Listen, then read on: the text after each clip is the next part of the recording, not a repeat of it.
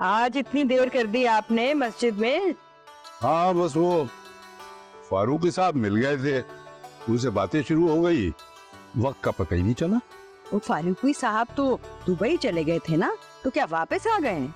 देखो बुरा वक्त जब पकड़ता है ना जुबैदा बेगम, तो अच्छे अच्छों को अपने मुकाम पे वापस ले आता है।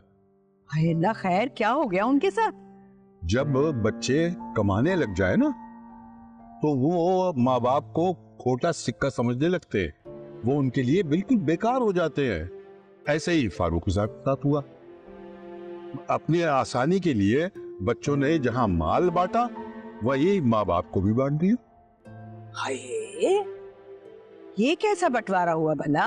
भाई ये हुआ ये है, फारूक साहब की बेगम जो है ना, हाँ हाँ, वो अपने छोटे बेटे के साथ दुबई में रहती है, और फारूकी साहब पाकिस्तान में रहते हैं अपने बड़े बेटे के साथ।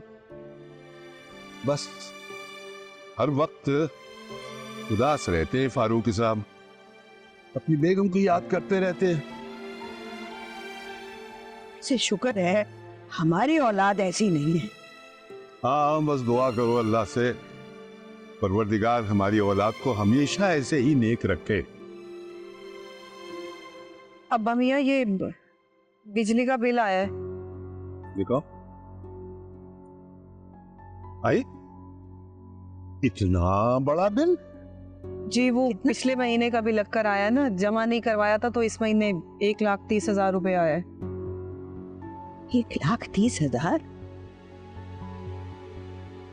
जी अम्मा, भी सारा वक्त बस बिल इधर से उधर ही फिरता रहा। ना शमीम भाई को तौफीक हुई और ना ही साबिर को टाइम मिला। अरे भाई, अगर उन लोगों को याद नहीं रहा तो तुम उन्हें याद दिला देती। अब हर काम की जिम्मेदारी मेरी तो नहीं है ना, बाकी लोग भी इस घर में रहते हैं, वो भी बिजली इस्तेमाल करते हैं, उन्हें भी देखना चाहिए। बस वो सब तो आंखें बंद करके सोए हुए।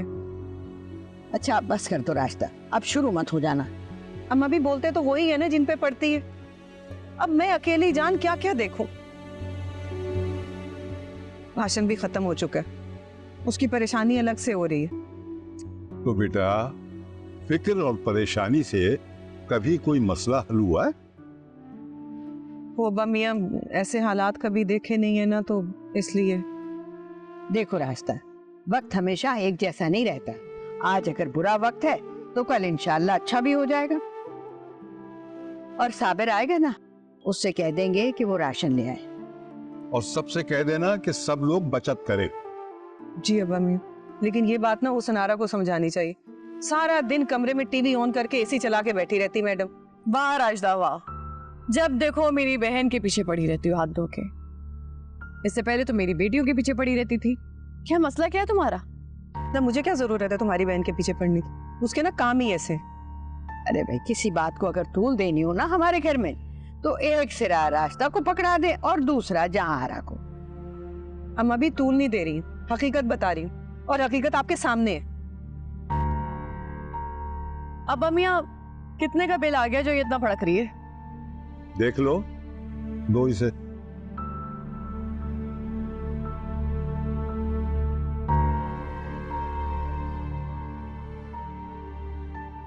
अब अमिया, ये तो हाँ हाँ बेटा, 1,30,000 का बिल है। और ये भी तुम्हारी बहन हुसनारा की वजह से। अम्मा भी राजदा को समझा लीजिए कि जब देखो हुसनारा के पीछे पड़ी रहती है। बात सुनो, कौन जाने किसकी दाढ़ी में तिनका है। अगर मेरी तरफ हुसनारा है ना, तो तुम्हारी तरफ कासिम भी तो है। वो भी तो इतने इलेक्ट्रॉनिक के सामान यूज करता है। अच्छा जी, अब्बा मियाँ आप ऐसा कीजिए कि मीटर अलग अलग करवा दें, साफ साफ पता चल जाएगा कि कौन कितनी बिजली इस्तेमाल करता है। और वैसे भी घर बिकने वाला है, जहां भी रहेंगे ना हम साथ ही रहेंगे। तो क्या वहां पे भी हमें इन्हीं के साथ रहना पड़ेगा? अच्छा बस ना रास्ता, अब बस करो। और राजदा, ये बिल तुम ले लो और ये साबिर को दे देना। उनसे कह देना कि दोनों भाई मिल के अदा करेंगे इसे।